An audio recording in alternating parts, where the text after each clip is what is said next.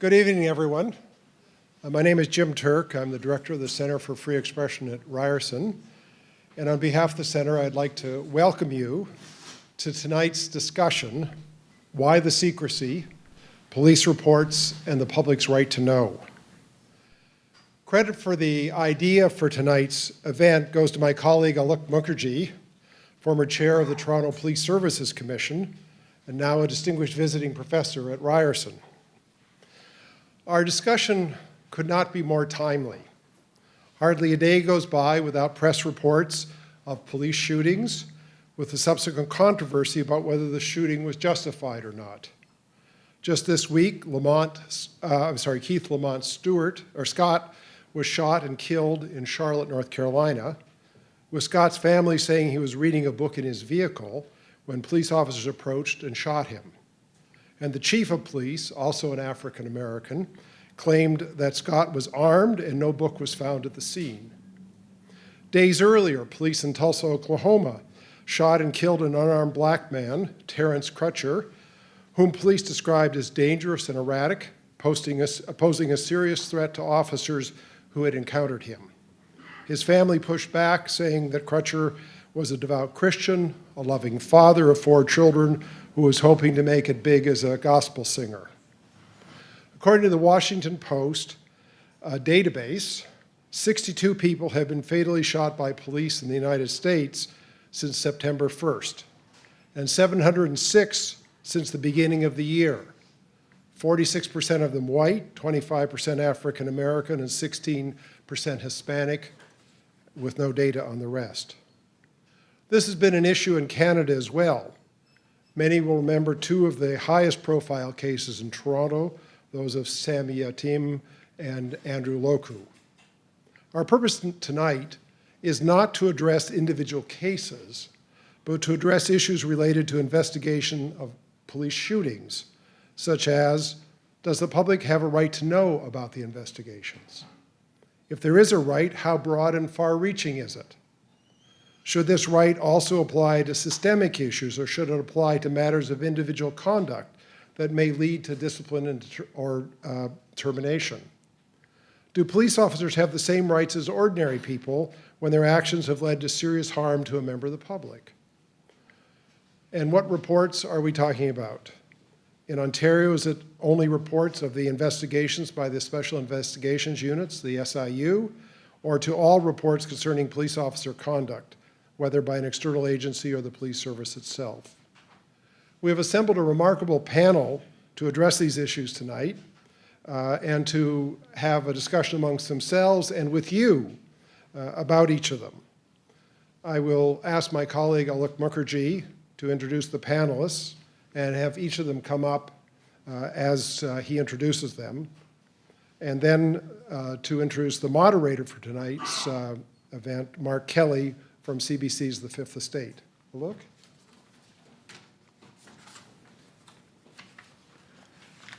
Thanks, Jim, and again, welcome all of you to this forum, rather an important and timely forum. It is my pleasure to introduce some remarkable panelists to engage us in this conversation. And as Jim said, please come up as I call and introduce you. First of all, Pascale Diverlus. Pascale is co-founder of Black Lives Matter Toronto, started by Pascale and other members of the Black community in Toronto following the decision of a grand jury not to indict Darren Wilson for the death of Michael Brown. Pascale studied journalism at Ryerson, where she was Vice President of United Black Students and Vice President of Equity of the Ryerson Students' Union. And I should add that my very first public event at Ryerson after joining in September was a public forum on Black Lives Matter where we spoke together. My friend Julian Falconer, I should say friend and in some ways a mentor. He keeps bugging me about doing the right thing. Julian is a lawyer specializing in human rights and public interest litigation. He has acted as counsel for numerous community service organizations, including Aboriginal Legal Services of Toronto, the Association in Defense of the Wrongly Convicted, and Urban Alliance on Race Relations.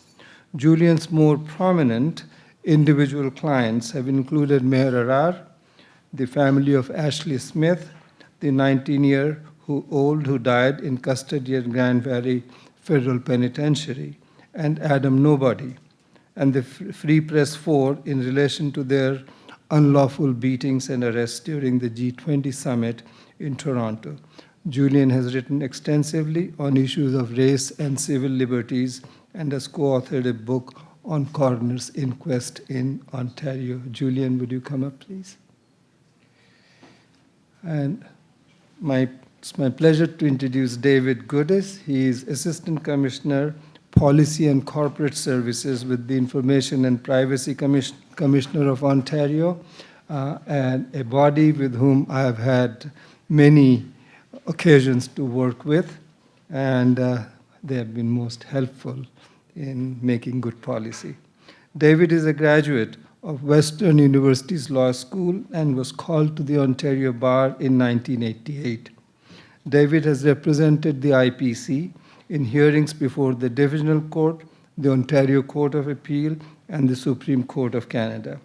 David recently co-authored the 2015 annotated Ontario Freedom of Information and Protection of Privacy Acts and teaches Canadian administrative law to foreign-trained lawyers at the University of Toronto's Faculty of Law and Osgoode Hall Law School. David, please come up. And last but not at all the least is Joanne Mulcahy. And Joanne and I have had our own engagements. When I was at the Toronto Police Services Board, she defended her clients most vigorously and eloquently. Joanne is a criminal defense lawyer. She graduated from Queen's University Law School and was a Fox Scholar in London, England. Joanne has developed a specialty in the defense of police officers. She has represented police officers in the course of Criminal and Police Service Act investigations, at inquests, and before different courts and tribunals. Joanne is a former assistant editor and contributor to Reed's Administrative Law. She is co-author of the 2002 Annotated Ontario Police Services Act and regularly participates as a speaker at seminars on various criminal law and administrative law issues. Joanne, please come up. So that's your panel. As you can see, 4 very knowledgeable and engaged panelists. And now, finally, it is my pleasure to introduce the moderator for this evening, Mark Kelley. Mark is co-host of CBC's The Fifth Estate. His career spans more than 2 decades at CBC News, including his award-winning work as an investigative journalist, as co-host of CBC News. Disclosure. Most recently, Mark has been front and center for some of the most dramatic stories in recent memory, from his coverage of Canada's mission in Afghanistan to reporting from the middle of the Arab Spring's revolutionary rise in Tahrir Square to his dramatic live coverage of the 9/11 attacks when he was host of CBC News Morning. He has won 5 Gemini Awards for his work. Mark, over to you. And perhaps people can give a hand to all the 4 panelists and the moderators.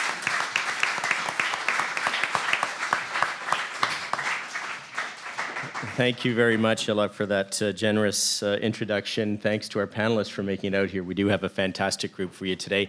And thanks to all of you for being here. I understand we're competing with the vigil for Harami today. So I'm glad to see that you chose freedom of information.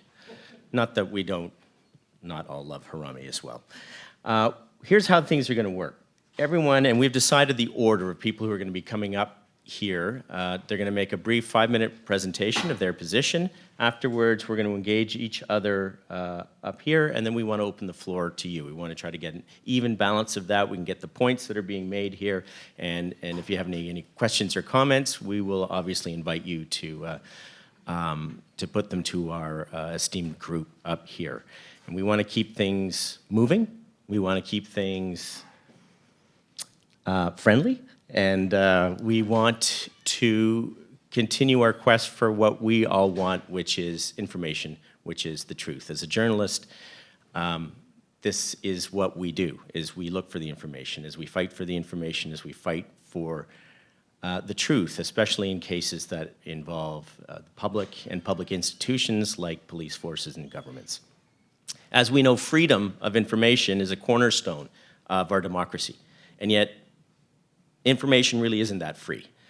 We have to fight for it every day. As journalists, we have to fight for it. As citizens, we have to fight for it. And there are reasons why there are limits that are put on this freedom of information. And these are some of the things that we can talk about today. When there are limits being put on this freedom of information, what suffers in the process? Is it accountability? Is it the transparency? Is it our respect for some of these public institutions? Clearly, as Jim was mentioning, this is a timely topic because we're seeing some of the issues. As the public says, it has a greater right to know. So, with that, we've got a very rich, fertile ground of information to discuss and debate tonight. As I mentioned, the panelists themselves decided on the order, so we will start the first presentation. I turn the floor over to David. And I'll be watching you 5 minutes. 5 minutes? No.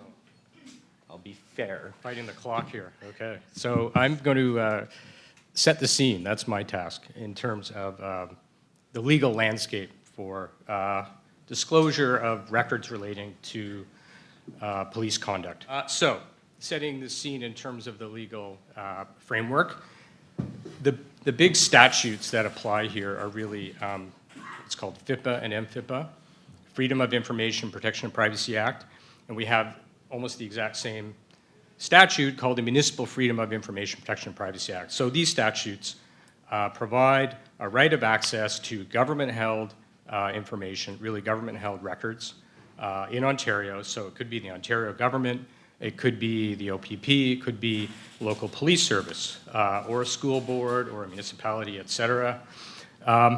Of course, this includes SIU reports prepared under the Attorney General. This also includes police chief SIU-related investigation reports. So the starting point is all of us have a right of access to records held by government. You can tell from the title of the Act, Freedom of Information and Protection of Privacy Act, that the other purpose of this legislation is to protect privacy. So we know that we have to respect privacy rules, privacy laws, and privacy interests of individuals. So then the question becomes, well, when does the public's right to know prevail over privacy? And that's the trickiest question of all. So in terms of the analysis, and I wanted to get people thinking about what are the questions that we ask. So the first question that we ask when we look at, for example, an SIU report, is does the record contain personal information? So what is personal information? It's recorded information about an identifiable individual. So typically, a report of this nature is going to contain personal information of, for example, the subject officer. It's going to contain personal information of any civilian witnesses. So that could be, and this is important, it could be their name, and it could also be other information about them. Okay? But we also know that typically reports of of this nature contain information that does not qualify as personal information. And I'll give you a couple of examples. One is an officer witness. Now the name and other information about an officer witness may not constitute personal information because it may be considered information about that person in a professional capacity. So we say, for example, my email at work, my IPC email, my IPC phone number, my work address, these kinds of things, my work product at work. That's not my personal information. So right off, you've got potentially information about individuals that does not qualify for protection under FIPA or in FIPA. You could also look at information that's not about an identifiable individual. So the example I use here is witness A, no name, says that she saw something, ABC, whatever that person saw. In a situation where you cannot identify witness A, you can't put a name to that individual, then that doesn't qualify as personal information, and therefore it's not exempt under FIPA, which really is the governing statute here. So we then move on to the next question, which is, even if it's personal information, can it be disclosed? Or when can it be disclosed? Under, as I said, the most important statute here, which is FIPA, we know that personal information must be protected by privacy laws within FIPA. However, the scheme is designed in a way that privacy is not absolute, okay? And when we get to situations like a government official holding a report of an investigation into police conduct, we know, and the legislation tells us, that public officials have a discretion to disclose, even if the information qualifies as personal information. So this is really important, and our view is that government officials should always exercise their discretion to decide whether to disclose information and disclose it where the public interest in disclosure clearly outweighs the purpose of the exemption. So now what we're doing is we're balancing. So what kind of public interest do we have? How strong is it? How compelling is it? And how strong is the privacy interest? So again, I'm kind of setting the scene, not talking about a specific case. But okay, so so public officials can do this either in response to a request, and we do see people asking for these kinds of reports, or they can disclose on their own initiative. I'm going to skip this slide and go to law reform because, as I said, really the governing statutes here are FIPA and FIPA. We do have another statute called Police Services Act, which at the moment really doesn't tell us much about what needs to be disclosed and what doesn't need to be disclosed in terms of police conduct reports. So our office recommended to the provincial government on the strategy for a safer Ontario consultation that the government should amend the Police Services Act to require publication of SIU reports, police chief SIU-related reports, Police Services Act hearing decisions. So these reports should be required to be published with limited redactions or exemptions that are tied to compelling purposes such as protecting privacy or protecting interests like the right to a fair trial. We've also indicated to Justice Tulloch in his review of police oversight agencies that that's what we would like to see, a tailored scheme under the Police Services Act that's aimed at these kinds of reports and ensures disclosure is the default rule, subject to limited exceptions. Okay, thank you.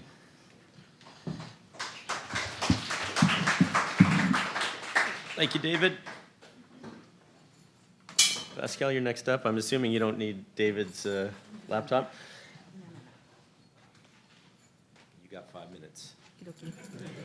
Hi, everyone. My name is Pascale. I'm one of the co-founders of Black Lives Matter Toronto. I am not any sort of lawyer or anything, but what I can talk to you about is experiences. What I can talk to you about is what happens when we have a police force that lacks accountability, that lacks transparency, and what can happen as a result of that. We cannot talk about police secrecy without talking about the Special Investigations Unit. I actually call them the Special Immunity Unit. You got it. The SIU was created about 26 years ago as a response to community. There was 2 black men, Lester Donaldson and Michael Wade Lawson, who were killed by police, and community organizers that actually look a lot like us took to the streets. Namely the Black Action Defense Committee. The SIU was created by community. They were seeing that there was no accountability for police officers killing specifically Black and Indigenous folks without any kind of repercussions. And so there was a task force that the province held in which the Special Investigations Unit was a product of. Now here I am, 26 years later, and saying that the SIU is waste. It is completely waste. This demand that community was asking for, the change that they were trying to have, has not been upheld. The SIU has an over 90% clearance rate of police officers. 90%. And I really want to specify that it's not just in terms of killing, but also sexual assaults as well. They have over 90% clearance rate. The SIU is supposed to be an independent civilian body. They are supposed to be who holds the police officers accountable. But how are you holding anybody accountable when you have a clearance rate like that? In a few short points, I want to point out all of the ways that the SIU, in short, is fucked up. All of the ways that they lack accountability and transparency, starting with the fact that they have an over 90% clearance rate. An over 90% clearance rate, y'all. Think about that. Think about what that means. Think about individually, every single one of us, if we committed a crime like murder, like sexual assault, what would happen to us? What would happen to our characters in comparison to what is happening to police officers that do this day in and day out? Number two, the SIU is supposed to be public. Everything about it is supposed to be public, but there's a lot of discrepancies. When I was doing research, there are 133 listed people that have been killed by police since 1932. Those are only the ones that are listed. Those aren't even accounting for the ones that individually me and you may know. It is an incomplete list, and they listed this because between 2000 and 2015, there have been 20 to 25 people that are killed a year. How is a body that's supposed to hold people accountable have discrepancies like that? How do we have a range of numbers, but we do not have a specific amount of number? Number three, the third reason why the SIU is just waste all in all, there is no race-based collection. And this is something that Black Lives Matter Toronto has been talking about for a very long time. Here in Canada, one of the biggest things that we hear is that, this doesn't happen here. I can't tell you the amount of times that I've done interviews and they're like, well, this is an American problem. And I'm like, well, I don't know what to tell you. I'm about to burst your bubble. The reason as to why we are able to pinpoint and say that this is an American issue or whatever is because of the fact that in the States, they collect race-based data. Jim Turk was able to come up here and be like, this is the percentage of Black people that were killed. This is the percentage of white people that were killed within this year. Canada doesn't do that. It doesn't do that. So what we're talking about is experiences. What we're talking about is cousins, brothers, sisters, lovers, friends that have been brutalized. Those are what we are coming with because there is no body, no civilian body, no independent body that are keeping count of this like they should be, like they do in the counterparts in the States. The SIU is more invested in protecting officers and actually bringing accountability and transparency. Even in cases like Jermaine Carby that was killed 2 years ago in 2014, this Saturday will actually mark the 2-year anniversary since Jermaine Carby was killed. The SIU report admitted that there was discrepancies in the report that the police officers filed. Specifically, they said that evidence was tampered with. Specifically, the alibi that officers had used as to he wielded a knife in the report, they said that the knife wasn't there, that it was planted, and yet there was still no charges brought to the officers. Oh, sorry, homeboy. Okay, I'm gonna go quick. No, it's cool. This is not an isolated incident, but rather a manifestation to the lack of accountability and transparency. The SIU is made to be public for the public, but yet the public barely knows about anything. After Andrew Loku was murdered, we took to the streets, Black Lives Matter Toronto took the streets almost immediately. And the one thing that everyone's telling us, Mayor Tory, politicians, they were like, wait for the SIU report, as if it's like this magic answer from the skies. They're like, wait for this report, wait for this report, wait for this report. Us and the family, 8 months later, the report comes out, and it's not even the full report.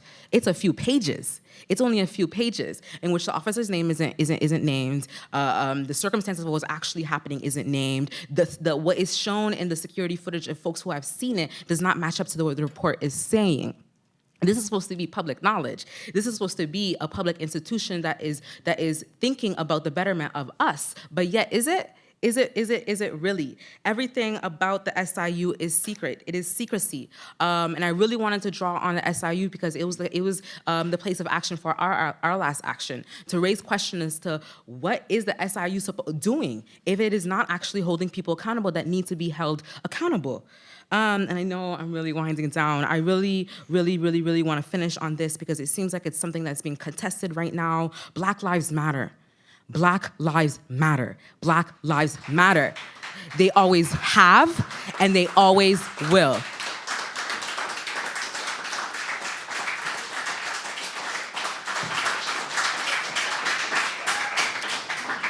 Thanks, Pascale. And I'm going to nudge you to keep on time. I'll try to do this as politely as possible, but I just want you to all rest assured you will have opportunities to be able to express other points. It's not only 5 minutes and that's it. So as we continue with our own dialogue. It's hot in here, isn't it? A little bit. Yeah? Okay. Joanne, you're up next, please. Thank you. I'll just put some themes forward, but please don't take, and it's no disrespect, there are a number of things that Pascale said, which I'm sure she understands I do not agree with, and later on in the dialogue I'll express that. The poster indicates, why the secrecy, and respectfully, I don't think that's the reality. I personally and professionally, whether I represent a police officer or anybody in society, I don't think there is this overwhelming problem of secrecy. There is so much information out there, a phenomenal amount of information being released. Talk about the SIU. In terms of the SIU, they have a website, and maybe there's been some criticisms in the past in terms of their reports or their press releases. But if you look now, there's a lot of detail in terms of the entirety of the investigation, what happened, what didn't happen, perspectives, justifications, details for the reasons, details for the conclusions. And frankly, there's more information in Ontario than almost everywhere in Canada. They release press releases. They have a PR guy that talks throughout the investigation. Police services have media departments. Police services have hearing rooms that are open to the public. They have a docket sheet. Decisions are released on police officers. We have courts that are open and accessible to the public. We have the Human Rights Commission. We have the Human Rights Tribunal. We have the Criminal Injuries Compensation Board. There is so much information out there, whether you seek it, ask for it, or it's just there. And frankly, it's probably every day you can open the Toronto Star and there's something about the police. So the heading that why the secrecy, I would say in terms of the reality, there isn't the secrecy. The other thing you need to take into account is there is more oversight of police officers in Ontario than anywhere, probably in the world and in Canada. So an officer could be involved in a single incident. That'll be investigated by the SIU. That'll be investigated by the police service for several different purposes. That officer could be charged criminally. That officer could be charged under the Police Services Act. The officer could face an investigation by the OIPRD. The officer for the exact same incident could face a proceeding at the Human Rights Tribunal. That officer could face a proceeding as being an offender at the Criminal Injuries Compensation Board, and for that same incident, that officer could face a civil proceeding. And the resources that are expended in terms of investigating and prosecuting police are, again, phenomenal. In terms of a citizen being charged, investigated, prosecuted, the amount of resources that are given to the Crown's office to prosecute them versus what's given to the police at 720 Bay is just phenomenally different. If the Crown at 720 Bay in prosecuting a police officer wants a coroner tomorrow to sit beside them, the coroner will be there. If they want somebody for a straight domestic assault expert from Harvard, they'll be there. But if a citizen is prosecuted, the resources are not the same. Another theme, which I think is really important, and the Privacy Commissioner talked a little bit about this, is there always has to be balance. And one of the balance is privacy. And privacy is not just accorded to police officers. Privacy is accorded to everyone in Canada. And you can think of situations here in Ryerson. What if one of your fellow classmates accused you of cheating? Do you want all your fellow classmates to know while that investigation is going on? No. What if you were cleared? Do you even want anybody to know about that while it taints your education and your career? So this dialogue about, well, what's the big deal? It's an officer's name. There are privacy issues. There's issues of closure. There's issues of safety, which is a real consideration. There have been situations of SIU investigations where there have been public and private threats, including on officers' personal property. There's been bullying of their children. So there are a number of factors to take into account. And if people say, well, you know, we have the right to this information in all situations, but you don't. Things happen in cabinet you don't know about. There's confidential informants that even if you're charged criminally, you have no right to information about a confidential informant unless innocence is at stake. Even if it'll make the difference between you being found guilty or not, you're not entitled to that. Thank you. You're not entitled to information about spousal communication privilege. You're not entitled to information about solicitor-client privilege. So these issues in terms of policing are much broader than policing, and they could affect any of us any day. Great, thank you, Joanne. So I want to thank you for the opportunity of being able to be in such auspicious company, and I will try to use my 5 minutes wisely. I can only talk from experience, and my experience is colored by my lens. So my lens is a lens in which I've spent well over 25 years representing families of loved ones who have died at the hands of police. Most recently, the family of Sami Yatim being his mother and sister. I can only speak from experience, and my experience is that with public information, with public dialogue comes change, change for the better. In 1997, and Harry will remember this case, and so will Joanne, in 1997, Manish Odavji was shot. He was escaping from a bank robbery. He was shot in the back by a police officer, and the officer later explained that he shot him in the back because the sun was in the officer's eyes, and he thought Mr. Odavji was turned around facing him with a gun. What was important about that case is that case became the first time I, on behalf of a family, called the police out legally for failing to cooperate with the SIU in the late 90s. This bank robbery was characterized by 20 to 30 officers involved in surveillance. None of them saw anything that happened. This was characterized by witness officers who didn't have notes, not subject officers, witness officers.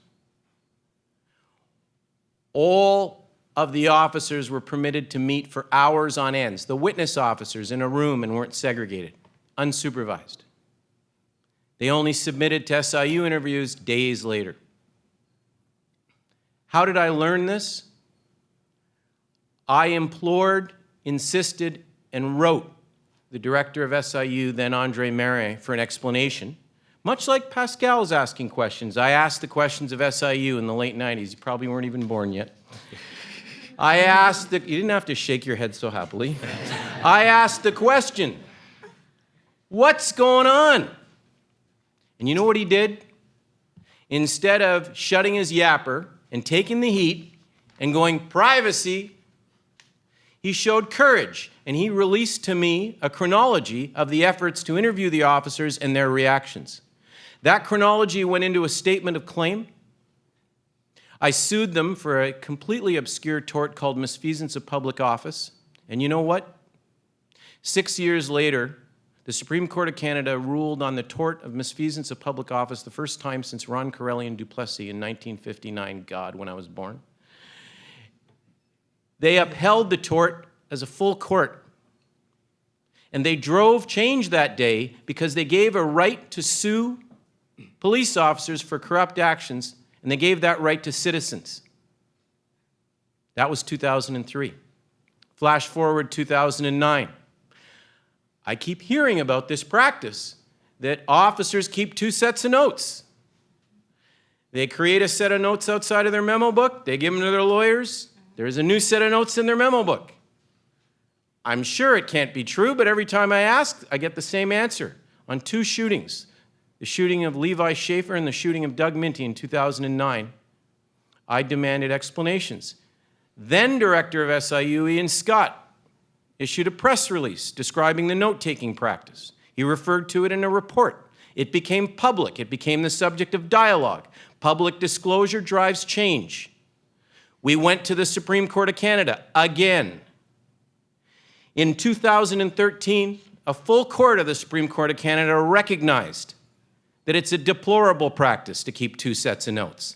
That officers, with all due respect, Joanne, officers are not like students. Officers are not private individuals serving private functions. Officers fulfill a community obligation that the taking of a life or the causing of serious bodily injury naturally triggers one of the greatest traumatic fissures in society. And that is incumbent upon us to ensure, and Justice Moldaver, speaking for 6 of 9 judges, said transparency. I can only speak from my experience, but you know what my experience is? Every time it's made public, changes happen. Locu. And I want to point out that my colleague, Anthony Morgan, who was with me right here, and has, of course, helped me prepare all this stuff. He's always the brains behind the operation.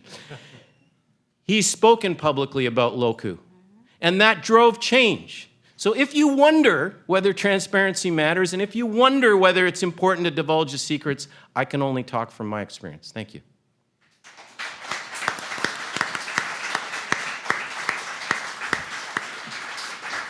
Thanks, Julian. 5 minutes on the nose, by the way. This guy does indeed have experience. That's great. I think we've sort of got an idea of the lay of the land and some of the key issues here. It really does seem to be this idea of, and I know, Joanne, you don't like the term secrecy, but it is privacy. We're talking about protection. We're talking about protection of police officers, and yet Pascale is talking about the protection of the public. It's the protection of the police or the protection of the policed. And it seems to be that this is where we're getting the real conflict and the real friction. And there is a public perception that the protection of the police is coming at the expense of the release of information. So, Joanne, I know you're taking issue with this idea of why the secrecy, but do you argue that special measures have to be taken in to protect information about not only identities of the police, what they're doing out in the field, is that information, should that information be withheld? As it was in the case of Andrew Locke, we don't want to get into individual cases, but what really enraged a lot of people in the public when the SIU report came out that it was highly redacted, most of the information, and there was some question as to whether it needed to be that, the information needed to be that highly redacted. Would you argue in these kinds of reports that you do have to take a lot of that information out, that that's not information that should be shared with the public? Yes, because, you know, let's forget about Locu, but one has to remember in terms of Locu, a lot of this respectfully is a red herring. There will be a mandatory inquest, so a lot of this evidence is going to be tested, and it's important not to taint future proceedings. It's important not to intimidate prospective witnesses in the future or in a case, because that's a concern in terms of cooperation with the SIU by civilians, cooperation with the police in terms of having their personal identifiers protected. And it's also important for police officers. You've gone through an investigation. It is an independent agency. It's completely separate from the police. And I don't agree respectfully with the clearance rate or the immunity. There's lots of charges. You can go on the website. There's a lot of charges. So they've gone through an investigation. They've been cleared. And does the police service issue investigative reports on citizens when they clear them? No. Does the police service issue the names of citizens they've investigated and cleared? No. And there is a presumption of innocence for police officers. So this is being thoroughly investigated by an independent agency. There should be some consideration of privacy.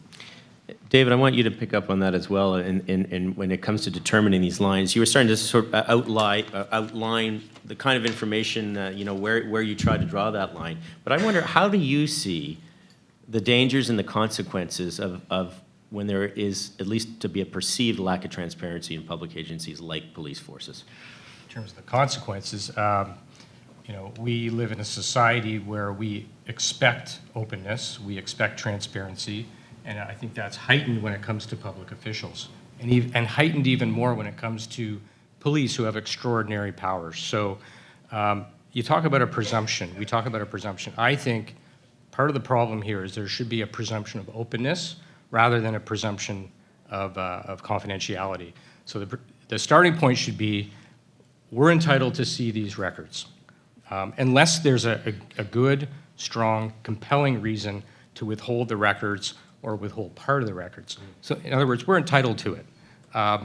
Can you show that some of the information, if released, would prejudice the right to a fair trial? Okay, we'll consider that. But to say that, well, we can't disclose the whole report because it could prejudice the right to a fair trial. Maybe so, but maybe not. And my point is, you need to test that, and you need to go through the report line by line, word by word if necessary, and really think through whether, is this actually going to prejudice a fair trial, somehow upset a coroner's inquest. I think we need to be skeptical about that, and I think there needs to be proof or a reasonable expectation of harm, rather than just a simple, if it's disclosed, it's going to cause this prejudice, it's going to unduly invade privacy. There needs to be proof. Julian, in your experience, and you emphasize that experience, do you find that when you are pressing for the details of information, details about what was happening in the field, is there a reluctance to release that information because there becomes this sort of blanket immunity that we can't release this information because it'll, whether it's prejudicing a right to a fair trial or other considerations that are thrown in there, does it become more difficult for you, and do you see that that's often the knee-jerk reaction, which is to say, no, you can't get that information? So the way I would describe it is this way. Like many areas of professional occupations, you develop experience and expertise at ascertaining information you need to do your job. And it's not just lawyers, you all are good at something, you do very well, you've figured out ways to cut corners and get good work done.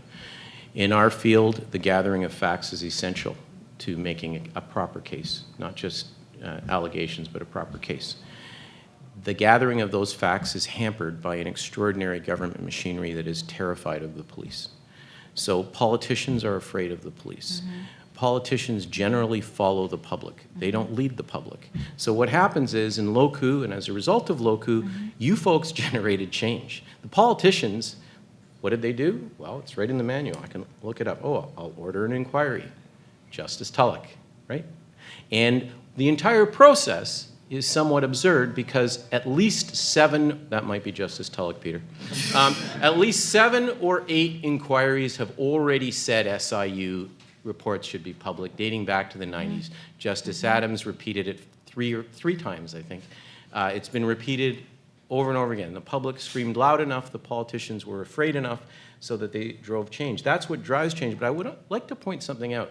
As we're engaged in this bizarre sort of, in this navel gazing, the Supreme Court of Canada has already said, as a matter of law, permitting police officers, right, to consult with counsel before their notes are prepared is an anathema to the very transparency that the legislative scheme aims to promote. Transparency that the Act aims to promote. Put simply, appearances matter. And when the community's trust in the police is at stake, it is imperative that the investigatory process be and appear to be transparent. You folks are debating something that's already a matter of law. Yet the police have us so wrapped up and so terrified of our own shadows, right, that black letter law, according to the Supreme Court of Canada, isn't good enough to get this stuff released. We need another inquiry. At the same time, and I want to balance some of the issues Joanne raised, she may not believe this, but I actually put a lot of stock in what you say. And as an example, there are things that don't need disclosure. And by the way, families who don't all necessarily want full disclosure. So there's a privacy issue that you have to protect, not because somebody's a police officer, in fact, that's the public piece, but because, as an example, there might be medical records referred to that a family doesn't want to disclose. There might be redactions necessary to protect privacy issues that have nothing to do with investigating the incident. So it doesn't mean reports should go unredacted. And there's a final point, and I have to, Pascale, I have to tell you the truth. Numbers mean squat. If they prosecute 20% of police officers next year, I won't be happy if they were trying to meet a quota you gave for them. I don't think that's the way we want our investigators working according to quotas, either high or low. I don't want to hear that an SIU investigator didn't lay a series of charges because they charged too many this year or too little. What we need to look at is the quality of the work they do, right? Which is very different, and whether they're set up for failure. My worry is they continue to be set up for failure because the police, in essence, right, enjoy this block. Every time we grow, we get blocked. So now we've been blocked on the release of these reports. They need to be released. It needs to be transparent. Pascale, let's talk about the that report that was released, the SIU report, the investigation, Andrew Laku. As I mentioned, a lot of it, and perhaps some of you folks saw this as well, a lot of the information was withheld. It was redacted. There are some legal reasons that will be presented. David can outline why some of that information would be redacted. But when you see the amount of information that was withheld, what does that suggest to you? That they have something to hide. That they have something to hide. I think the most alarming thing about all of this is that if one of us, specifically if it was a black person that were to commit crime, you would hear everything about their life story. You would know their mama's life story. You would know everything about them, right? But you can't hear anything about someone that committed a crime, right? And moreover, these families are being told to wait. Andrew Loku's family was told to wait for months, okay? For 8 months. For 8 months, they were told to wait for answers, and they didn't get any answers. They just got to slap a piece of paper, slap it down in front of them, which told them that nothing would happen, nothing would be brought to justice for Andrew Loku, right? It's ridiculous. It's absolutely ridiculous. When when Jermaine Carby got murdered, one of the first things that the media reported, and I'm also pointing out to journalists in the room right now, one of the first things that journalists pointed out was how he had a criminal history, how he was known to crime, quote unquote, right? All of this gets dug up because he was murdered, right? But we can't know police officers killing somebody. We can't know that a police officer killed somebody and went back to work. We can't know that a police officer killed somebody and still got a paycheck at the end of the week, right? It's ridiculous. You want to jump in on that one, Joanne? Sure. I saw you taking notes frantically, so I figured you probably had a couple of points you wanted to make. In terms of the disclosure about the criminal history, you can criticize the courts, Pascale. The media goes to the courthouse, they go to the clerk, and they say, provide us the criminal record history. You can't criticize the police on that. The police have really strict restrictions in terms of oath of secrecy and information about criminal records. So that criticism you can lay at the courthouse. And in terms of the criticism of the length of the report being released, that's a concern of everybody. In terms of the public, the families, the police, there's a real concern out there that investigations are being finished in 1 to 2 to 3 months, and it takes 24 months, 12 months, whatever. It's hard for everybody, I understand that. And in terms of, the family got a piece of paper, that's different than a press release. Maybe that's a personal criticism between the family and the SIU, but that should not determine what gets released publicly. Because what's noteworthy, Julian keeps mentioning Wood and Schaefer. That information about the notebooks was right there in the press release. So a lot of information the public, the media, civil counsel use is found. But you folks criticized Scott for doing that. You folks at the time, including, with all due respect, you, Alok, criticized the director of SIU for going public. You mounted a huge campaign against him. I was there. I was a co-applicant right through the courts, and you folks were all over him for going public. Do not tell me that that case reflects an example of transparency. That reflects an example of courage by a director who actually had it taken out on him on his occupation. That is complete nonsense that he was supposed to do that. Same with Marin. When these folks go public and they drive change, it is not with any of your encouragement. It is at the point, literally, of losing their jobs. So I just want to emphasize, that's what happened. Scott got pummeled for going public, and he drove change. And what happens is when you bring transparency to police misconduct, there is a price to be paid. There's a consequence. Nobody pats you on the back from the police side or for government and says, we understand you're just doing their job. That does not happen. Well, I guess we'll disagree about that. I was because- there and well, lived it, so I well, saw it. In terms of the criticism in the past, the SIU mandate is about criminal investigations. Is there reasonable grounds? And there was criticism of prior directors that they got into issues that went beyond, was the officer justified in shooting? Did the officer commit the sexual assault? They got into policy and procedure issues that went way beyond their mandate. I'm going to be shortly turning it over to people in the audience if you do have any questions out there or any comments from what you're hearing up here. I want to know from you, David, the idea, the word entitled is used, like we are entitled to know. And, you know, how much are we entitled to know? Because we in the public feel we're entitled to know everything. And it's like the great Jack Nicholson line from A Few Good Men that you can't handle the truth. You know, this idea that sometimes this information has to be withheld to protect reputations, to protect a number of things. So, like, what is your feeling at that, how much we are entitled as a public when there are people like Pascale who are out there on the streets demanding information? So I agree with the premise, and we have it, it's enshrined in our law that we are entitled, but we live in a society that's balanced and fair, and transparency is critically important. It has even constitutional dimensions. However, the right to privacy is also critically important and must be considered in the mix. So we cannot simply sweep aside the right to privacy in the name of transparency. So we have that right. Individuals do have a right of privacy. I think when it comes, as I said, when it comes to public officials, that right of privacy is diminished, but it doesn't disappear. So we have to take that into account. We also have to take into account we are a society that has fair and just processes. Our administration of justice in the courts and in tribunals is fair and balanced, and we have to ensure that people who are subject to allegations receive a fair trial. So these are also constitutional principles that have to be respected. So of course, the right of transparency is not absolute, but it's pretty powerful when it comes to allegations of misconduct in law enforcement officials. One of the stories I'm currently working on for our upcoming season of the Fifth Estate is dealing with police body cameras. And police body cameras are now being worn by the vast majority of police forces in the United States. Toronto's now indicated this summer that they're opting to go forward with the program of arming their officers with these body cameras. The intention of these, or at least the thought behind it was that this is going to increase police accountability. This is going to increase transparency. This is going to empower public with more information about what happened when there's a face-to-face incident between a police officer and someone in the public. And yet there have been some cases where the police have refused to actually make that information public. And that's a bit of the push and pull.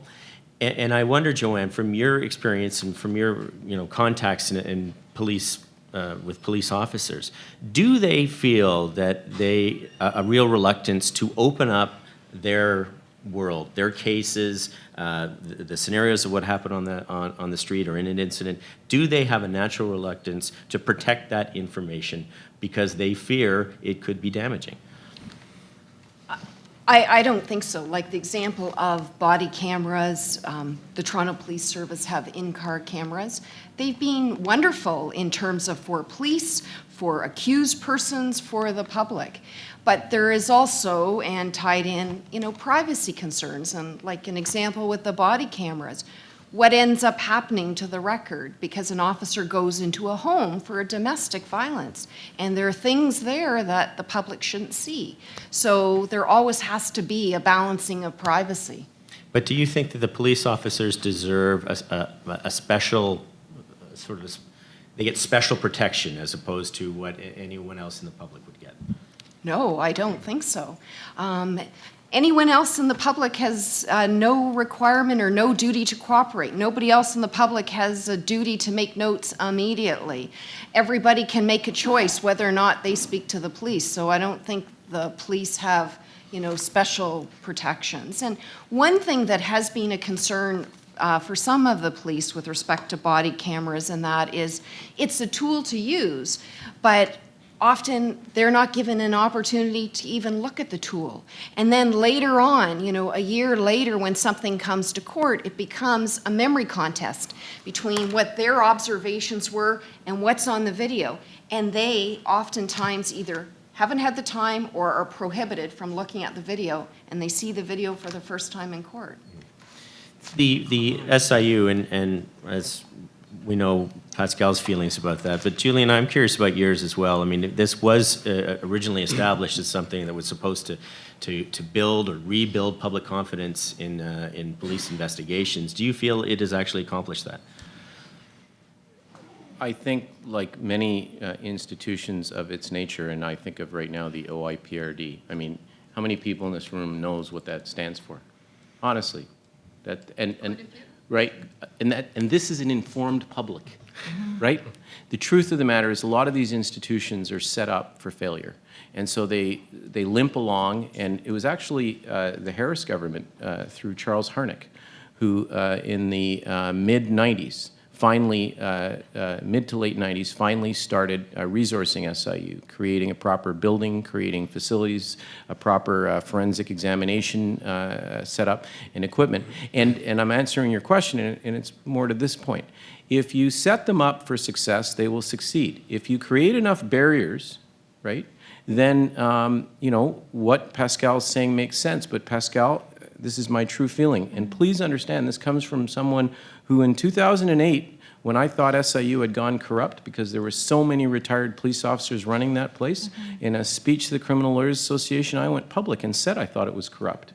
They're not corrupt right now. That's my opinion. I could be wrong. I'm not infallible, but my experience is they're not corrupt. That's not where they're stuck. They're set up for failure. And what's interesting is no other area is plagued with the inability to follow the law. So we have a Supreme Court of Canada judgment called Schaefer-Minty. It actually says, in short, so long as police officers choose to wear the badge, they must comply with their duties and responsibilities under the regulation, even if this means at times having to forego liberties they would otherwise enjoy as ordinary citizens. It's all sitting there. It's the Supreme Court of Canada, it's the law, and it's the last 5 years. But we don't have bureaucrats who are following this. It didn't get raised at the start of this lecture when you heard about the law. The law is clear. It's supposed to be transparency, transparency, transparency. Instead of having these political battles where we're afraid of the police, we should be invoking the law to our advantage. If we did, SIU would be empowered, they would do better work, you would have more confidence in them. I accept that there is a crisis here, but the crisis is not, in my view, with SIU. The crisis is we're afraid of our own shadows when it comes to the police. We are. We're terrified. Listen, I get scared when I get pulled over or something. Not that I've ever been pulled over, but I get frightened. I do. You feel everything, your whole metabolism goes straight up. They make us nervous. And so it's a challenge to keep it under control. So my instinct is if people want to drive change, start asking and requiring the politicians to make the changes and stand up to police. That's what's missing. And as for this whole notion of we're a beleaguered group, give me a break. First of all, if it's true, and it is very true that the oversight is extensive in Ontario, if it's true, it's been now going on for decades, hasn't stopped recruitment Officers by the droves want these jobs with the paid duty that pay well over 100, 150,000 with paid duty, right? People want the work. The Toronto Police aren't having trouble finding officers with all this incredible oversight apparatus. They still want the work. People know what's involved in the work. They still want the jobs. Why? Because it's an attractive, very, very hard, by the way. I wouldn't have the courage to do the work, so I'm not going to pretend it's not hard. It's very hard. But don't do the woe is me. The judgment says if you want to wear the badge and do the job, right, follow the law. That's it. That's what we need to require them to do, but we don't. We're afraid of our own shadows, and that's what I personally believe is the problem. Our fear within ourselves to drive change. Well, and one of the problems I would suggest as well are the perceptions, and the perceptions of people like Pascale as well, because those perceptions can become a reality, certainly when they're reinforced, that you feel a mistrust, you feel a lack of confidence in a critical institution like the SIU. And so I wonder, are you being at all reassured about the fact that there is more information out there than perhaps you believe? No, not at all. I also wanted to address what I had a hunch you were going to say that. I wanted to address what you were saying. Like I wasn't talking only about the SIU. I drew on the SIU because I kind of wanted to distinguish it a little bit and talk specifically about them. But it's a problem largely with the Toronto Police, and I lumped SIU in with them because a lot of them are retired police officers. That is beyond just a Band-Aid solution like body cameras. Though I think it is an amazing solution, it is a Band-Aid solution. It's not gonna solve the problem, the fact that there is a racism problem within the police force. We can't pretend like that's not a massive elephant that's sitting in the board meetings or within the police force. Body cameras are great, but how many of us have seen videos of people being killed and watching the videos off of people's body cameras? I've seen those videos, and yes, nothing still happens to those officers because there hasn't been an assumption or a realization or actually pointing out that it's bigger than an individual case. It's bigger than an individual police officer, but rather a problem that's existing within the entire police force. I don't really remember the question you asked me. I'm sorry.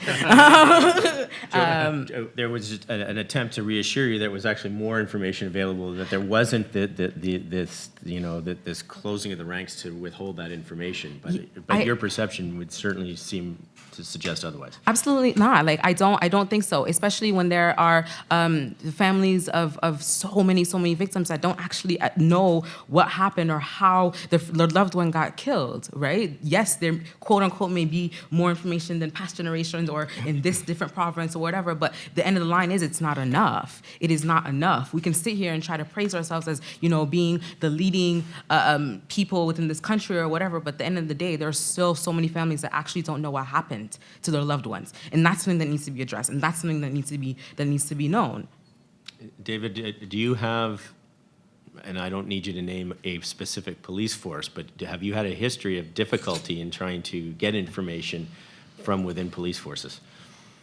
Well, we respond to access to information requests to police forces. I won't say that police forces are not cooperative. They follow the law when it comes to the FOI laws. I think a big part of the problem here for police services, to be fair to them, and for the SIU, is the law could be clear. Particularly, and I'm focusing on the SIU now, Julian said, well, the law is clear, there needs to be transparency. I disagree with that. The law is not clear. The law could be clear. FIPA is great. FIPA tells us a lot. It gives us some guidance. But I think that what we need here is law reform, and we need the Police Services Act to be reformed. That's what we told Justice Tulloch. And we need the great minds to address this problem.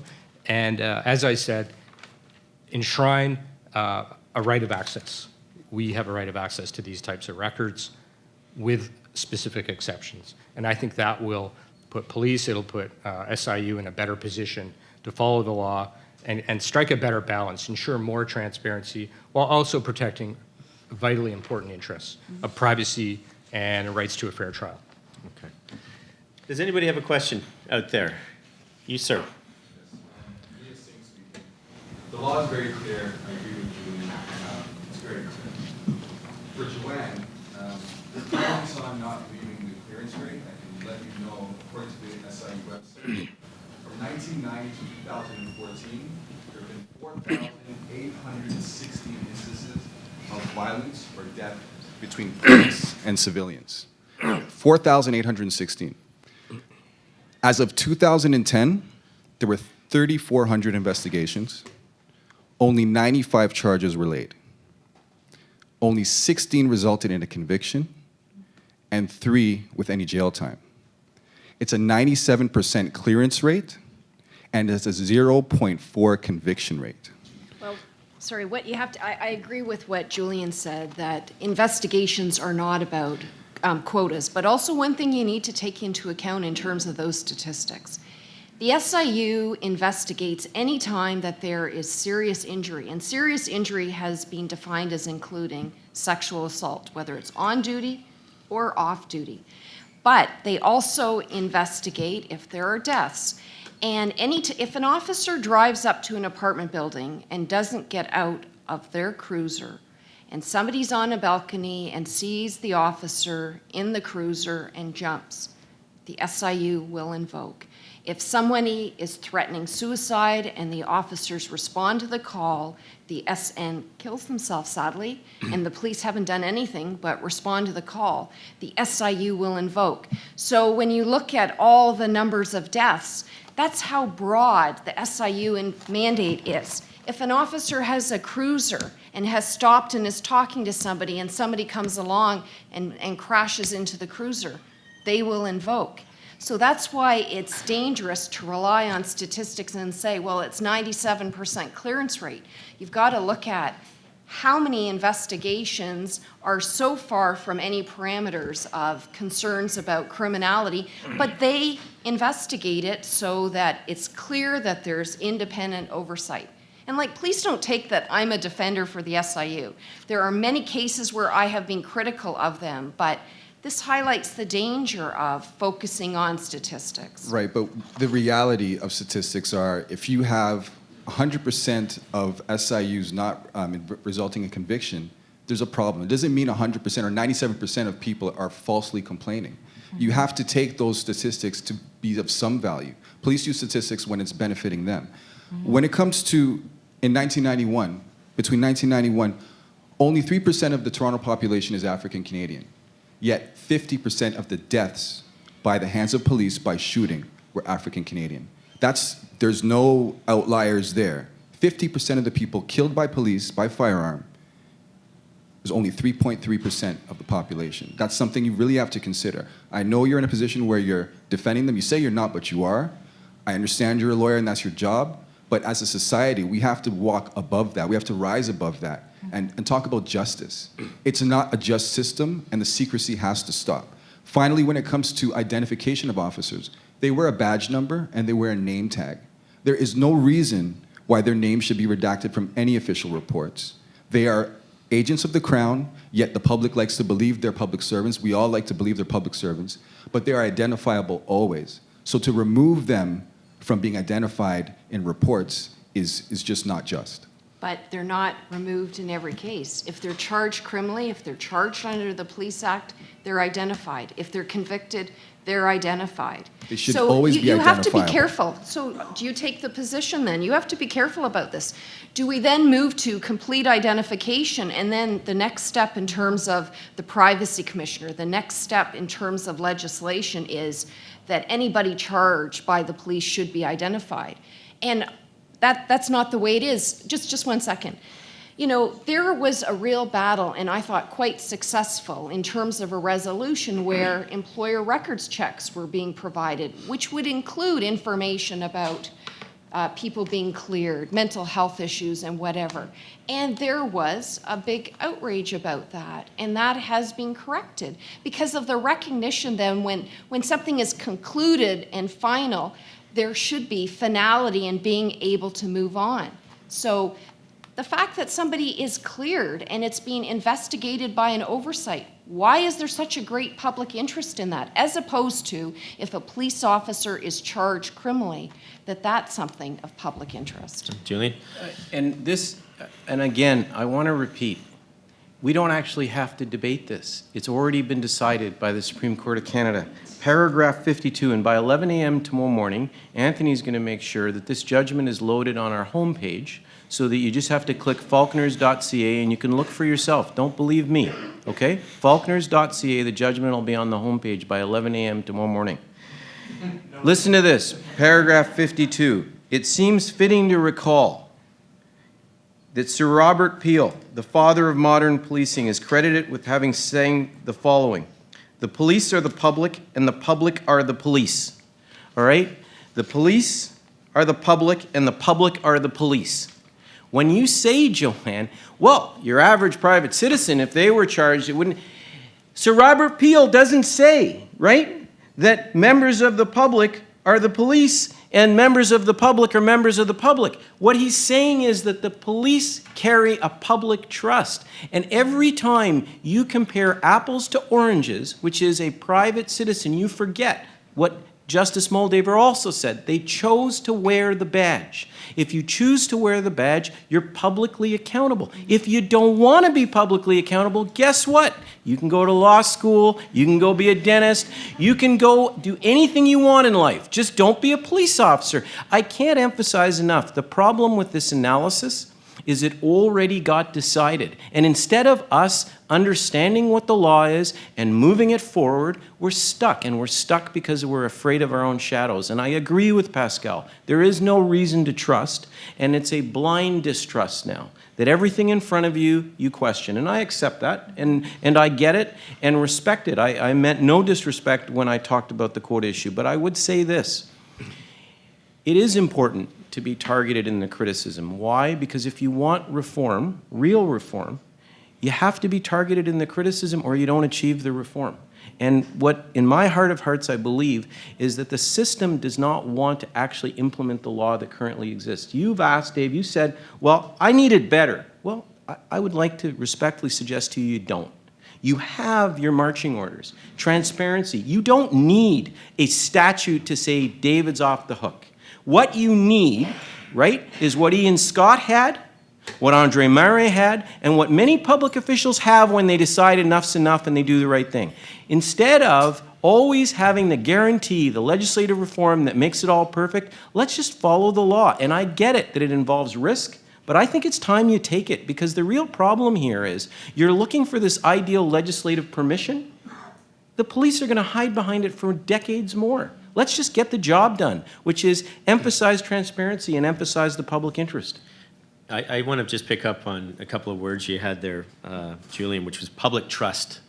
And because we have the public in front of us here tonight, just with a show of hands, and I know this isn't scientific, but I am just curious to know, publicly, we talk about public trust, show of hands, do you believe the police are not a transparent organization, that they are trying to withhold information from the public? Do you believe with that? Am I a member? Am I allowed to? Yeah. Okay, good. No. Of course they are.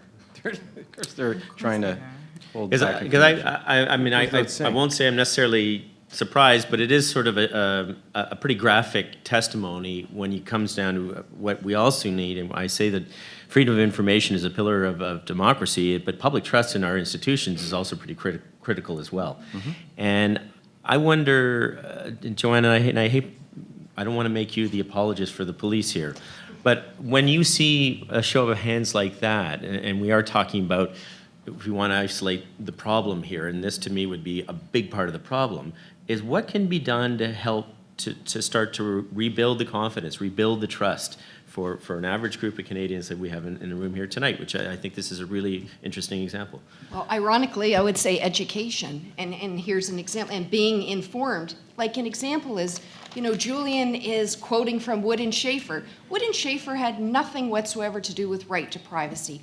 Wood and Schaefer was about note-taking and how officers should do note-taking. And their right to counsel and their right to privately consult with counsel and their right as a private individual facing potential investigation and charge versus their public duties as a police officer. And the court said your private right to consult with counsel or your private right to privacy must always give away to the public interest. So frankly, it was bang on. That's what But nothing confounds me. whatsoever to do with privacy. And the other thing which highlights about education, Pascale had said, again, I'm not an apologist for any organization that the SIU are all retired police officers. Yeah, that's not true. And right That's not now, true. if you look at statistically, there's more There's civilians. a lot of civilian investigators. Pascale, Joanne's right. There's a lot of civilian investigators on the SIU, more than before. Yes, And but do Frank- you understand how that is a problem that people don't know that? That's why I'm saying education is so important. true. Like in terms of the SIU, there's more civilian investigators now than retired police officers. The retired police officers are forbidden from investigating anything connected to their old police service. And if they kept statistics, frankly, the retired and former police officers charge way more than the civilian investigators. I'm gonna Okay. push back on that Well, one. like- And the reason I'm gonna push back That's still is that- ridiculous, is 'cause- statistically, that's very unsound because what was happening is the retired officers, and won't cause anybody surprise, financially, they can pull their pensions, right? And be available part-time all the time. They're one of the few citizens out there that can be on call for SIU, not on a full-time basis, just be there. And they have this investigative expertise. So what happens is they were drawing a lot more duty than the civilians. So now what's happened is, while they still draw more duty, the civilians always lead the investigations. But the problem remains the same, which is SIU set up for failure. It's not resourced enough to have the complement of civilian investigators they should have, so they continue to rely heavily on these part-time police officers. But part-time retired officers, make no mistake about it. It is a problem. In 2008, the Ombudsman, in a report entitled Oversight Unseen, talked about the officers, retired officers, right, SIU investigators, wearing the pins from their police services during the investigations. And this wasn't one or two officers. I mean, it is a problem that Pascale's fairly identifying, but with all due respect, Pascale, it's inaccurate to fail to appreciate that SIU's come a long way in terms of the number of civilian investigators. There's a lot of them. They're just not resourced well. Yeah, I don't think it takes away from the actual issue. Fine, the SIU is made of civilians that are still letting police officers do whatever they want with impunity. That's what the problem is. Like, you talked about education, where, like, I'm talking about real life experiences that people are facing. Mm-hmm. It's not a matter of, like, being told that, no, the SIU is actually made of civilians. Okay, cool, then why aren't they still not holding police officers accountable the way that they're supposed to? So who prosecuted Officer Forcillo? Officer Forcillo was charged. He was charged with murder. Yes, so who charged him? I'm not discounting that. I'm not. Well, but you are, because if you say that they don't do it, and then we point to examples where they do it. The challenge is, and it remains, that you can't play a numbers game with them. If you ultimately want somebody you trust, then you have to send them out there, and then you have to trust that they're going to be able to tell lawful conduct from unlawful conduct. But you have to equip them to do a good job. And my concern is this. The system, right, is turning slowly. The Yateem case, the conviction that happened, that was about a jury that was gutsier than the politicians, right? That was about a jury that said, this guy's not walking. It may not even make legal sense. I still can't figure it out, and I represent the family, right? I mean, it is a bizarre set of circumstances, but at the end of the day, they were not gonna let the officer walk. That's because the public's not prepared to let this go anymore, right? Right? But And it was on video. well, but also got convicted of attempted murder. That's not true. That happens all the time.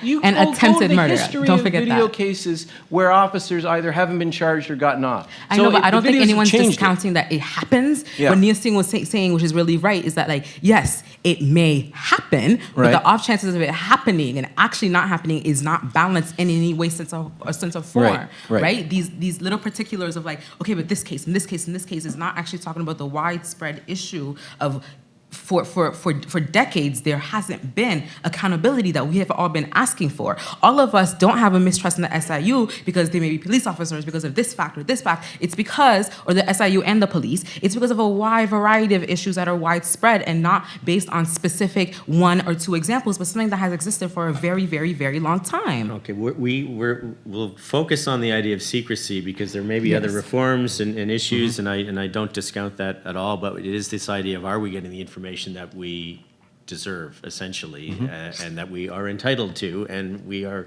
legally allowed to get as well. Sir, you've got a question. My name is Bill Dunphy. I'm a journalist with 30 years of covering police, courts, and crime. In 2011, in Halton region, a young man was shot dead by police in the street. That shooting was videotaped and released by the person who shot it, who did the video. The police and the SIU refused to release the name of the victim. We had a man shot dead on our streets, and we did not know their name. The name was not released for 2 years until they held the mandatory inquest, and we learned that the young man's name was Carl Kim. His family was too ashamed, and so they said they did not want his name released. So there's the privacy and secrecy issue to me in a nutshell. I understand that family's grief, and I'm horrified that what they feel is shame. But what happened then was a 2.5-day long inquest that was a travesty, where a predetermined result was paraded out in front of a compliant jury. There was no one there speaking for the family. There was no one there speaking for Carl Kim. There was not he was a man with apparently a history of mental illness. There was not a single medical record introduced in evidence, aside from the autopsy report. The jury, at the urging of the coroner and the counsel for police, returned no recommendations whatsoever.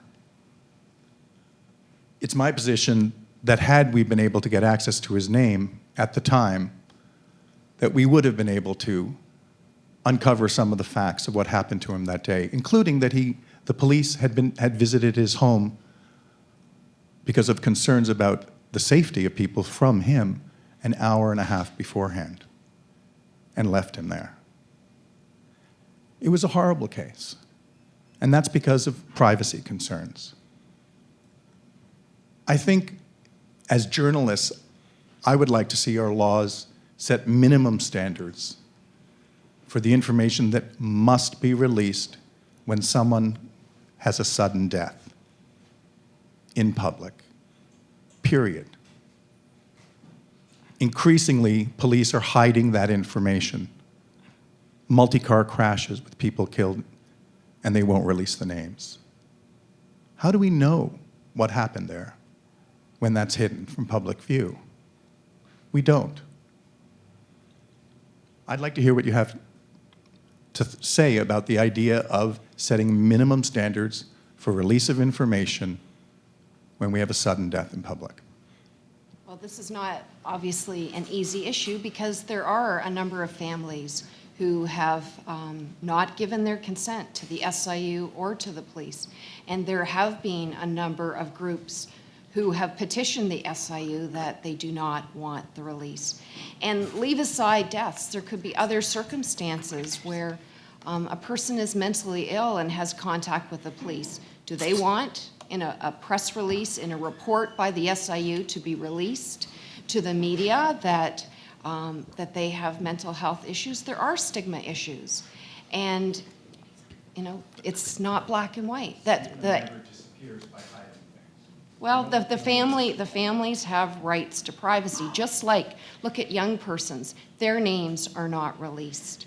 We're talking about dead people. I know, but even dead people. Well, and I mean, having acted for many families over the years, I find myself extremely sympathetic to what their needs or wants are, but I have to say that the death of someone at the hands of the police is a public incident.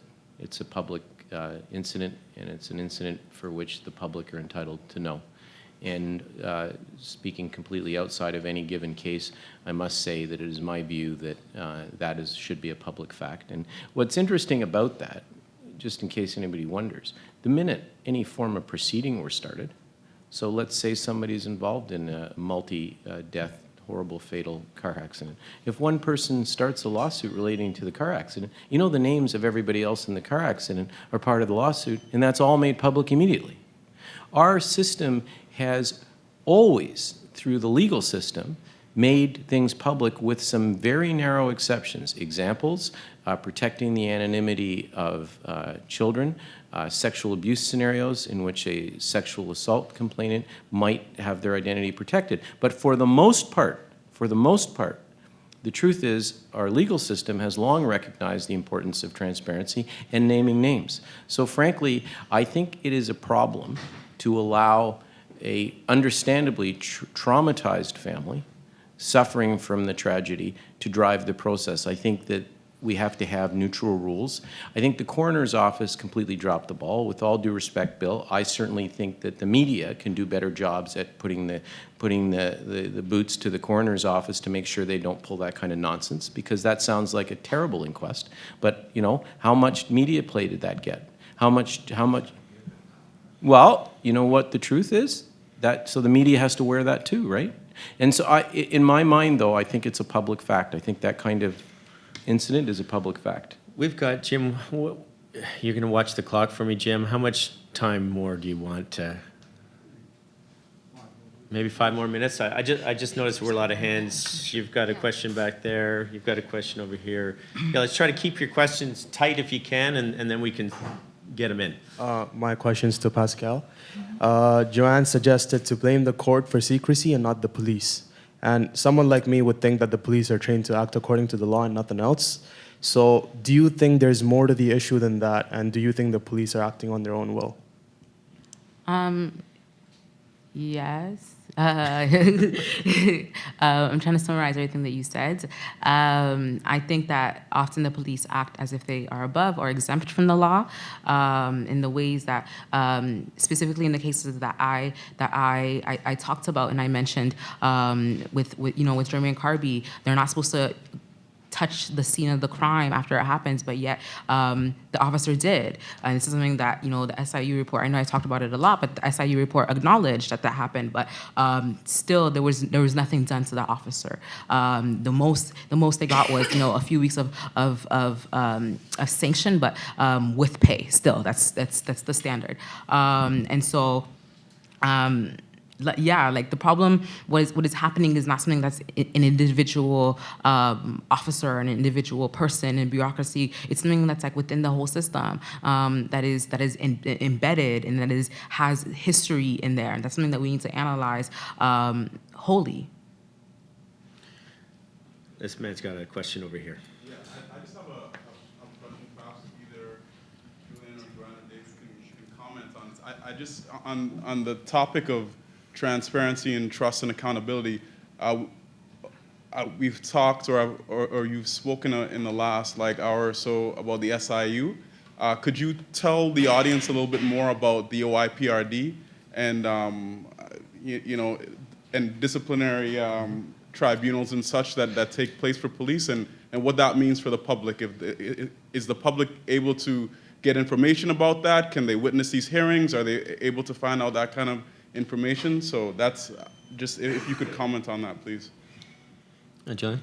The OIPRD is a fledgling institution, all right? And that's code for they're new and they're brutally underfunded. Brutally. So they, under the leadership of Jerry McNeely, they absolutely do the best they can.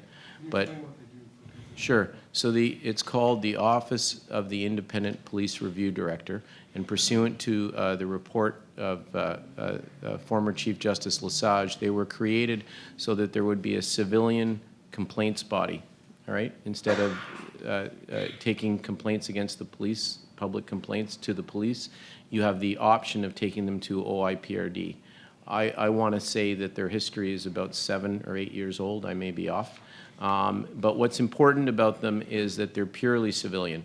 The difficulty is that the police successfully lobbied, and others successfully lobbied, so that while they are a clearinghouse for complaints, they still often, most times, refer the investigation of the complaint to another police service, and then they decide based on what the other police service investigates whether enough has been done. They will, from time to time, retain a matter for their own investigation, but because of limited resources, they can only do so many. But I want to give you an example because it's going public today. The Thunder Bay Police, we have offices in Thunder Bay, and I'm honored to do a lot of work for Indigenous communities. And the issue of extraordinary racism, systemic racism, and otherwise within the Thunder Bay Police on how they treat Aboriginal deaths is becoming a notorious reality. The OIPRD just announced that they're doing a systemic review of the Thunder Bay Police in respect to how they treat Aboriginal deaths. They're using one case, but they're looking at a broader front. And what I want to emphasize is that they have that ability to do systemic work.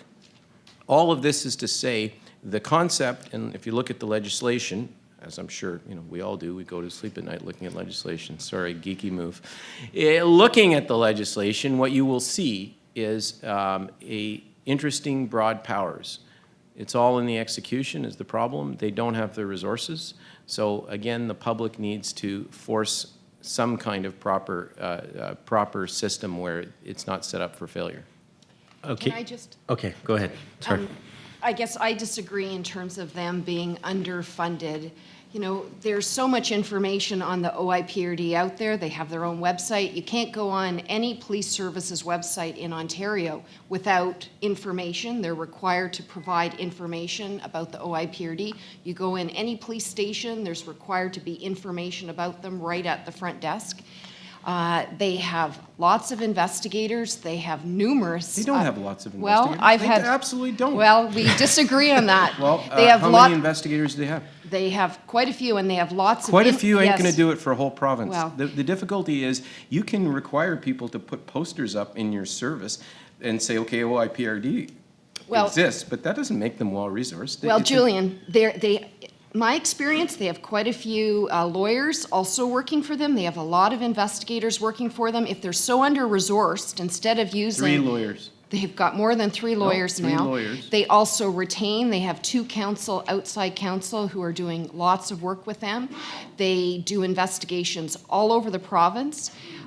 They do give it to other police services, so there's a real issue that they're under-resourced. In addition to investigating police officers, they take on systemic reviews that have already been investigated by coroner's inquests, other organizations, by the ombudsman. So we have a real dispute about them being underfunded.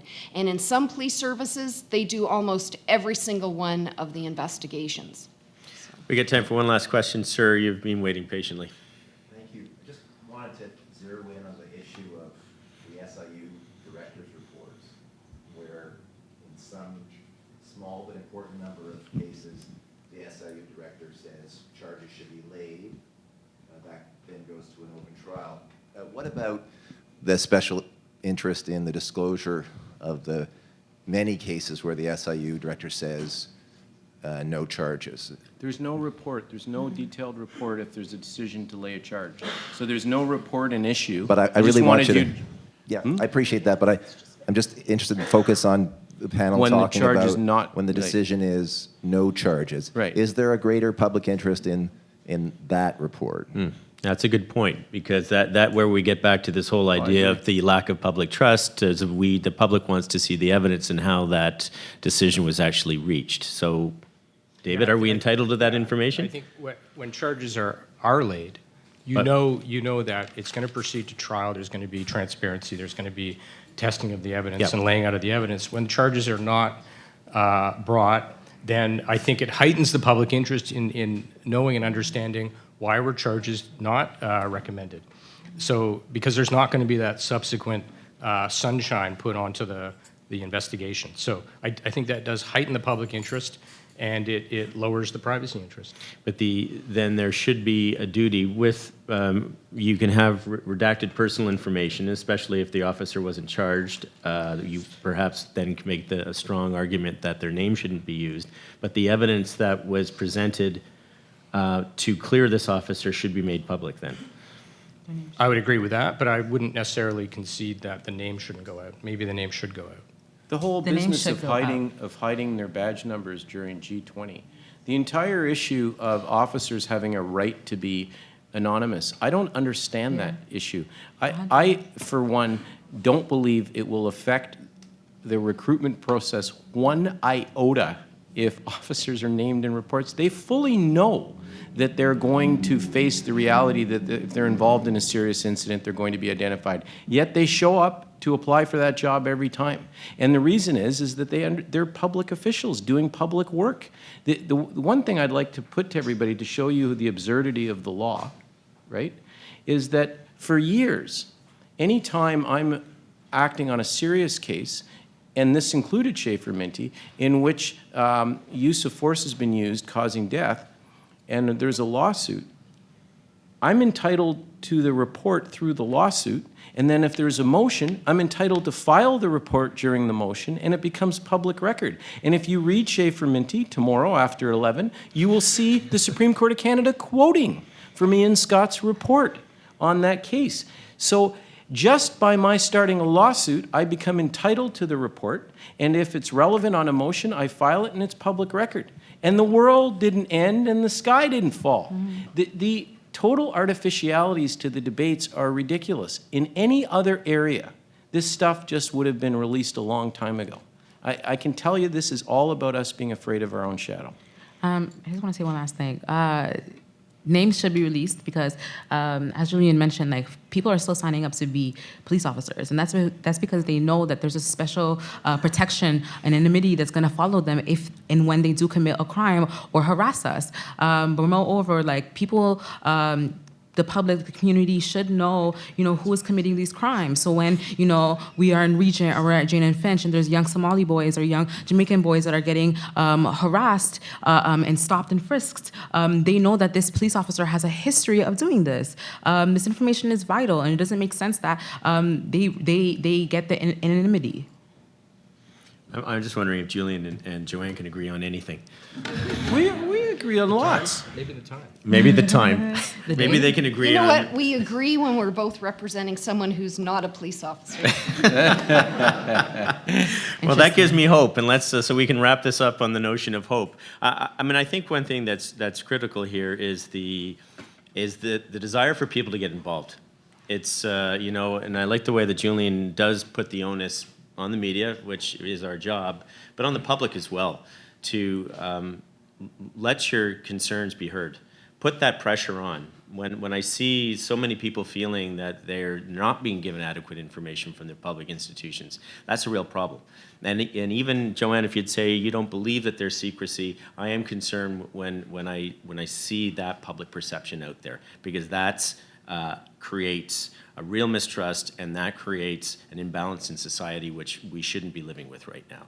So we should be pushing for what we are entitled to what has been outlined in the law. That is our duty, and it's our duty to get involved as well to make the change that Julian's been mentioning as well. Pascale does. You see, the thing is, I get paid sometimes to do what I do. What's really interesting is somebody like Pascale who's actually picking it up on her shoulders.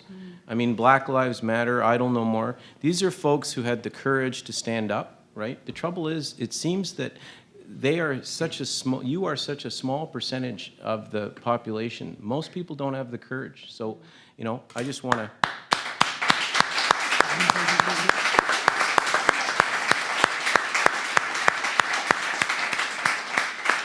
And I want to thank the panel as well. This has been great. As I mentioned, this upcoming season, I'm going to plug my show here at the Fifth Estate for two reasons. One, because we are doing a story about body cameras that I think people in this room would find interesting. And secondly, you were just touching on the Thunder Bay Police and we will be doing a story Yes, about you will. that as well, that perhaps Julian knows something about. But we are doing what we believe is our job in the important task that we have and challenge that we have, which is to try to get that information that is sometimes difficult to get, to reveal it to the public so you get a better understanding of some of the institutions around you. So we're going to be tackling that on the upcoming season of the Fifth Estate. Thank you all for your time tonight, and thank you all for your time for being here. Jim would just like to wrap up with some closing words. Actually, what I'd like to do is invite my colleague Alok Mukherjee, who is the former chair of the Toronto Police Services Commission and whose brainchild this event was, to make some concluding observations. Had we been able to try your patience with having 5 panelists, Alok would have been one of them. So I'd like to give him just an opportunity, given his, I think it was 10 years you were chair of the Toronto Police Services Board, to have an opportunity just to make some final observations before we leave. Thanks, Jim. Since Mark plugged his show, I'm going to do a little plug of my own. Go for it. Body-worn cameras were mentioned. In today's issue of Now magazine, there's an article by me. You may want to read it. I just want to thank everybody for a rather rich conversation, and I would call it a conversation. When Jim and I started talking about the idea of doing this, it seemed to us to be an important effort because the issues, as Mark, you have said, are very significant. The issue of the relationship of information to democracy and what information does the public need to have in order to be able to make sure that the police services that it puts in place do the work that the public wants it to do and hold the police accountable for doing that work. Some days I wonder, I just finished teaching a course on police governance and oversight, and one of the questions that came up for us, and I think the panel today underscored the importance of that question for us. We have all the forms that we need, OIPRD, OCPC, SIU, but it is the substance that causes us problem, substance of what they do. And I would include in that the substance of the work that the police boards do in terms of their governance and oversight role. And whether that gap between the intent behind the forms and the substance that they produce is the result of that failure of political will that Julian has talked about. The language of the laws is very deliberate. Is the language crafted in such a way as to ensure, when the language talks about balancing of interests, which interests does the law, the various laws, seek to balance? Where does the weight of the law fall in trying to find that balance? Does the law really find the balance that the public wants? Does the balance really serve the public interest? I think the conversation that has happened here, the disagreements between Joanne and Julian, for example, the expectation that Pascale raised, the parameters that David talked about, forces us to ask ourselves whether the laws are adequately balancing the public interest versus the private interest of a very unique set of professionals, the police officers. As Julian said, the Supreme Court says they don't have the same liberty as the rest of us do. But what does that mean? Where ought to be the balance? We have a lot of questions as a result of the conversation that has taken place. Those are questions, some of those that Justice Tilak is supposed to look at.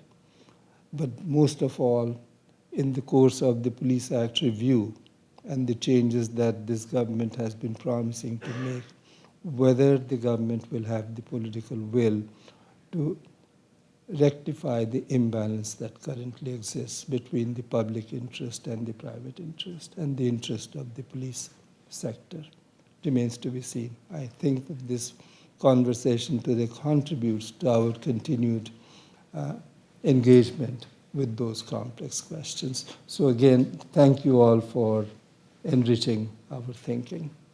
Jim?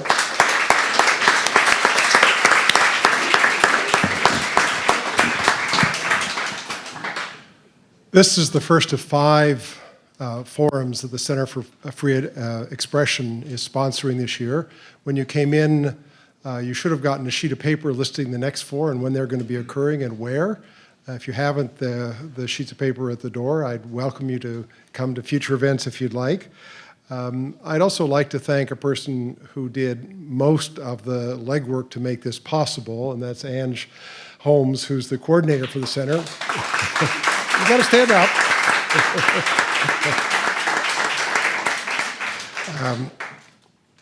And if any of you want to be on the mailing list or the email list for future events and news of the center, you can either sign up on the sheet that you did when you came in, and it's by the back door, or you can just go to our website, which is cfe.ryerson.ca, and see our activities and sign up for future events.